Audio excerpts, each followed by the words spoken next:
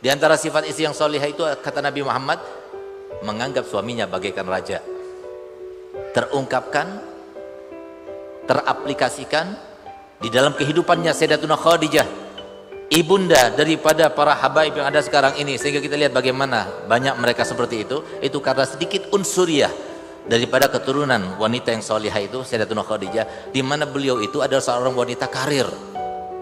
Beliau itu mempunyai perniagaan atau tempat perniagaan sebanyak 11 tempat, dan beliau disebutkan dalam sejarah kalau kekayaannya Sayyidatuna Khadijah itu dibandingkan dengan kekayaan ahli Makkah, itu semua kekayaan ahli Makkah itu cuma separuhnya dari kekayaan Sayyidatuna Khadijah.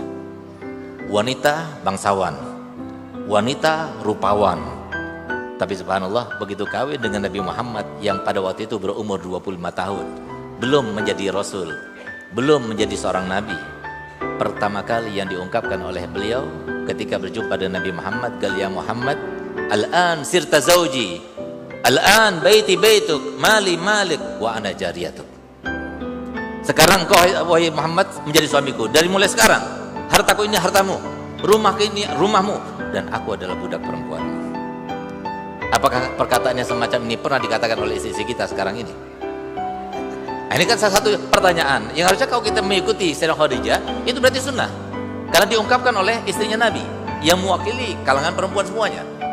Tapi ternyata kita lihat ungkapan itu bukan cuma sekedar ungkapan, tapi diaplikasikan dalam kehidupannya. Semenjak beliau katakan, "Ya Rasulullah, mulai saat ini hartaku ini semua hartamu, rumahku ini rumahmu, dan aku adalah budak perempuanmu." Dari mulai semenjak itu beliau tidak mengurusi lagi hartanya, diserahkan semuanya pada Nabi Muhammad. Silahkan ditilik, dilihat dalam sejarah seperti itu yang kejadiannya. Nabi Muhammad diberikan harta yang begitu banyak, dibagikan, diberikan, dipinjamkan, sampai ketika beliau diangkat menjadi seorang rasul. Tiba-tiba beliau di sela-sela dakwanya pulang ke rumahnya Sayyidatuna Khadijah. Ketika beliau pulang ke rumah Sayyidatuna Khadijah, Sayyidatuna Khadijah dalam keadaan beliau sedang menyusui Sayyidatuna Fatimah Zahra, satu-satunya anak perempuan Sayyidatuna Khadijah yang disusuinya sampai 2 tahun lamanya dan tidak pernah dititipkan pada yang lainnya adalah Sayyidatuna Fatimah Zahra. Kenapa? Karena aku tidak tega melihatnya. Paling miripnya anakku dengan ayahnya adalah Sayyidatuna Fatimah Zahra. Itu dijawab oleh Sayyidatuna Khadijah. Kenapa beliau tidak seperti yang lainnya, dititipkan pada yang lainnya, disusui di tempat orang lain dan sebagainya? Itu yang dilakukan Sayyidatuna Khadijah. Tapi ketika Nabi Muhammad memandang Sayyidatuna Khadijah, maka Nabi SAW tertegun, terkesima. Kenapa? Melihat sebuah pemandangan yang sangat tidak lazim, tidak layak. Apa yang dilihatnya sehingga menjadikan Nabi SAW kemudian meneteskan air mata? Sayyidatuna Khadijah sedang menyusui Sayyidatuna Fatimah. Ternyata air susu yang keluar itu tidak lagi berwarna putih, tapi berwarna putih bercampurkan darah. Kenapa? Karena Sayyidatuna Khadijah bersama Nabi Muhammad sudah tidak makan 3 hari 3 malam, sehingga yang keluar itu adalah darah. Pada saat itulah, setelah Sayyidatuna Khadijah selesai menyusui Sayyidatuna Fatimah, ditaruh seperti biasanya Nabi SAW tidur di atas pangkuannya Sayyidatuna Khadijah. Ketika beliau sedang tidur, tiba-tiba Sayyidatuna Khadijah itu meneteskan air mata, jatuh di atas pipinya Nabi Muhammad. Begitu jatuh di atas pipinya Nabi Muhammad, bangun Nabi Muhammad. Dilihat dipandangnya istrinya menangis. Apa kata Nabi Muhammad? "Wahai Khadijah, engkau menyesali karena aku telah menjadi suamimu? Engkau menyesal karena telah menikahiku?" Apa jawab Sayyidatuna Khadijah? "Gal tidak, wahai Rasulullah. Aku tidak pernah menyesal, bahkan aku bersyukur.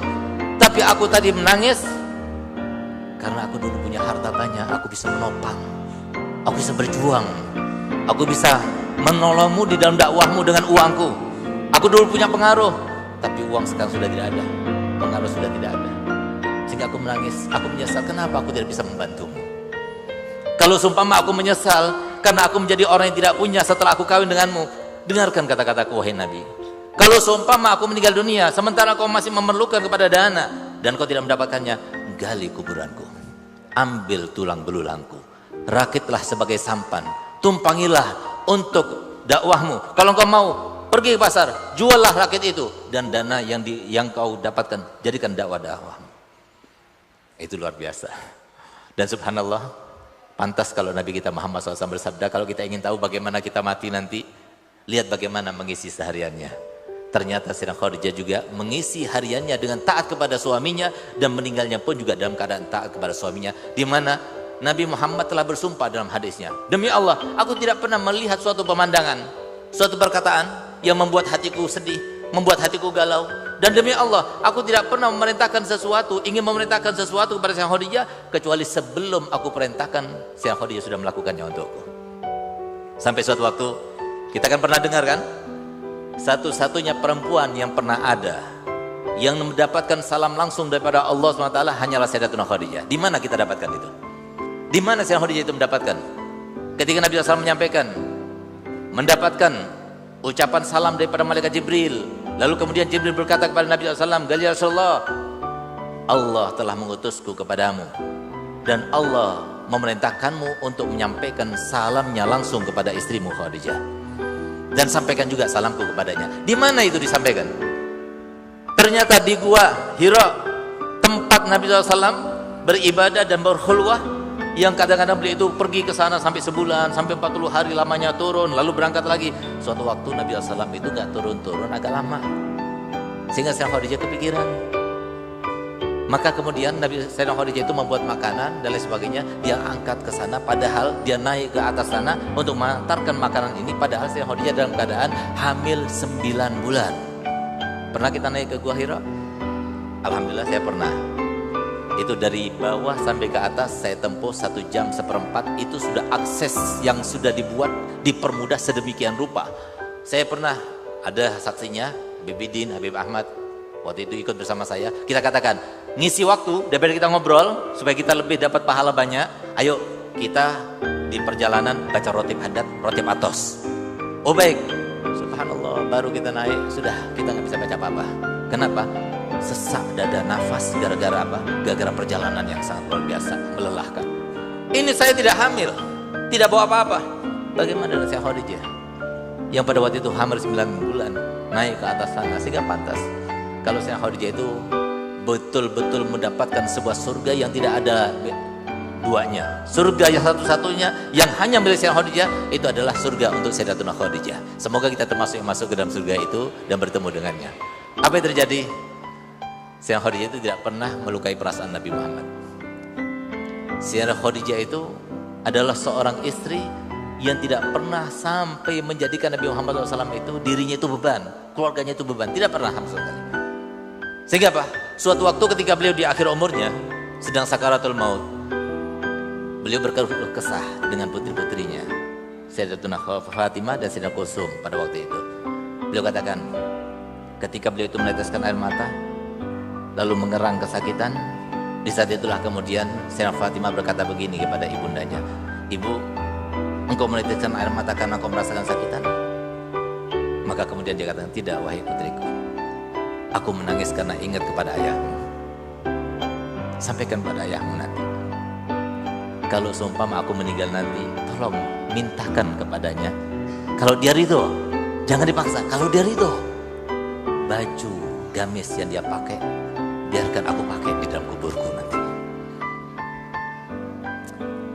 Dan sampaikan kata maafku. Dan kalau engkau ingin tahu kenapa aku menangis sekarang, aku menangis. Nanti setelah aku meninggal nanti siapa yang akan mencucikan bajunya? Siapa yang akan masakan untuknya? Siapa yang akan membela ayahmu? Siapa yang akan merawat ayahmu?" Sehingga dengan sigap Sayyidah Fatimah dan gelir, "Wahai ibu, apa yang kau lakukan biasa kau lakukan, semuanya aku akan lakukannya untukmu dan untuk ayahku." Sehingga subhanallah begitu Sayyidah Khadijah meninggal dunia, maka kemudian semua itu dilakukan oleh Sayyidah Fatimah, sampai Sayyidah Fatimah itu mendapatkan julukan dari ayahnya Ummu Abiha, ibu daripada ayahnya sendiri. Di saat keluh kesah semacam itu, maka tiba-tiba ada suara ketukan pintu rumahnya dengan sangat lembut. Begitu suara ketukan itu terdengar, maka langsung Sayyidah Khadijah mengatakan, "Bangunkan aku, bangunkan aku." Beliau tidak bisa membangun, ketawa pun senyum pun tidak bisa, karena apa? Rasa sakit yang luar biasa. Tapi pada waktu itu diperintahkan Sayyidah Fatimah untuk bangun supaya menopang dengan lututnya di belakangnya, sehingga begitu Nabi SAW masuk ke rumahnya, maka beliau dalam keadaan tersenyum. Padahal sebelumnya tidak bisa tersenyum. Apa yang dirasakan oleh Nabi Muhammad? Oh Masya Allah, sudah enakan? Sudah, kalau gitu saya akan teruskan dakwahku. Dia keluar lagi. Begitu keluar berapa langkah, putrinya Sayyidah Fatimah memanggilnya, "Abah, Abah." ibu telah meninggal dunia. Sampai akhir umurnya tidak mau membuat Nabi SAW galau pikirannya. Keluar dari rumahnya dalam keadaan beliau itu melihat Sayyidah Fatimah dan Sayyidah Khadijah dalam keadaan tersenyum. Yang semacam ini apa tidak berat kita lakukan? Berangkat dalam keadaan hamil, mempunyai anak sekian orang, yang Nabi Muhammad enak-enakan berada di Gua Hira, yang ngurus beliau sendiri, mengurus anaknya, mengurus makannya, beliau sendiri yang mengantar makanan ke atas. Apakah itu semuanya bukan pahit? Bukan suatu pekerjaan yang penat, tapi dia lakukan semuanya itu. Karena apa? Yang memerintahkan kita, mohon maaf, saudara-saudariku perempuan, para muslimat, yang memerintahkan kita itu untuk menjadi wanita soleh itu siapa? Bukan mertua kita, bukan. Orang tua kita juga, bukan. Suami kita apalagi, bukan. Tapi yang memerintahkan kita untuk menjadi solihah itu adalah siapa? Adalah Allah dan Nabi-Nya Muhammad SAW. Kenapa sampai kita itu melakukan sesuatu dengan iming-iming orang lain? Oh beb, iya beb, saya mau jadi seperti Sayyidah Khadijah. Kalau suaminya seperti Nabi Muhammad,